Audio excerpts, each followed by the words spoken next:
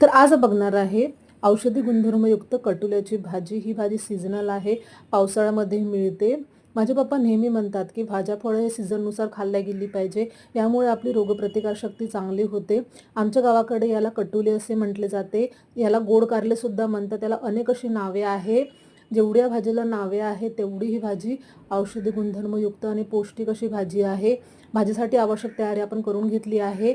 पॅनमध्ये तेल गरम करून त्यामध्ये टाकला आहे आपण जिरं, मोहरी, हिंग सोबतच टाकणार आहे बारीक कट केलेला कांदा। एकदा तुम्ही ही भाजी नक्की खाऊन बघा। तसंही पावसाळा आहे, ही भाजी तुम्हाला मार्केटमध्ये इझिली उपलब्ध होईल, कारण पावसाळ्यामध्ये ही भाजी येते। खूप टेस्टी आणि औषधी गुणधर्मयुक्त भाजी आहे। पोटासाठी एकदम उत्तम अशी भाजी आहे, यामुळे पोट साफ होतं, पित्तासाठी उपयुक्त आहे।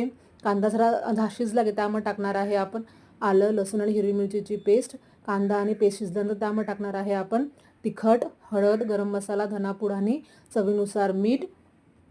मस्तपैकी त्याला मिक्स करून घेणार आहे। त्यामध्ये टाकणार आहे आपण थोडंसं पाणी, यामुळे मसाला शिजेल आणि जळणार पण नाही।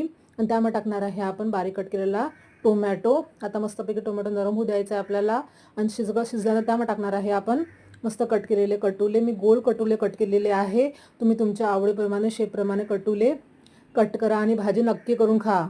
आताला मस्तपैकी आपण शिजवून घेणार आहे। थोडे कटुले नरम झाले तर त्यामध्ये टाकणार आहे आपण भिजलेली हरभऱ्याची डाळ, म्हणजे चण्याची डाळ टाकणार आहे, यामुळे आपली भाजी एकदम टेस्टी होते। चण्याच्या डाळीमध्ये याला एकदम वेगळी अशी टेस्ट येते आणि खूप अशी मस्त लागते खायला। बघा त्याला मस्तपैकी आपण मिक्स करून घेणार आहे। यामध्ये आपण पाणी न टाकता ही भाजी छान अशी मस्त शिजवून घेणार आहे वाफेवरच बघा, आणि एकदम टेस्टी अशी भाजी होते। अशी भाजी शिजवल्याने आपल्या भाजीची टेस्ट आणखी वाढते।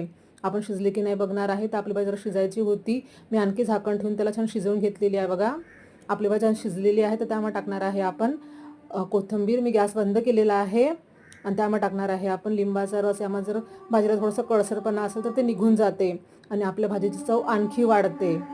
पावसाळ्यामध्ये ही भाजी तुम्ही एकदा नक्की ट्राय करून बघा, एकदम टेस्टी आणि पौष्टिक अशी भाजी आहे। पोटासाठी, पित्तासाठी एकदम उत्तम भाजी आहे। शुगरसाठी तर एकदमच उत्तम आहे। बघा छान अशी आपली भाजी तयार झालेली आहे, मी भाकरीबरोबर सर्व केली आहे। तुम्हाला माझा आजचा व्हिडिओ कसा वाटला कमेंट करून मला नक्की सांगा। भेटू नेक्स्ट व्हिडिओमध्ये, बाय बाय।